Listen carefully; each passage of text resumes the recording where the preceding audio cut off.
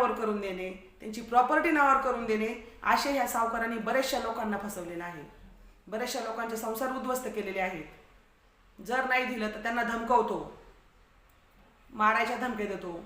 अक्षरशः एक पीडित कुटुंब स्वतःचं गाव सोडून नाशिक, कधी पुणा, कधी नगर, असे फुटपाथवर ते कुटुंब राहते.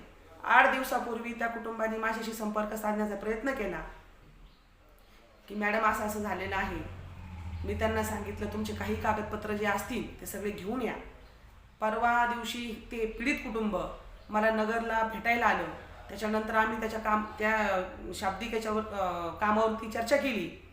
त्यांना फसवणूक त्यांची झाली कशी आहे जाणून घेतलं. जिल्हा अधिकारी साहेबांकडे त्यांना मी घेऊन गेले.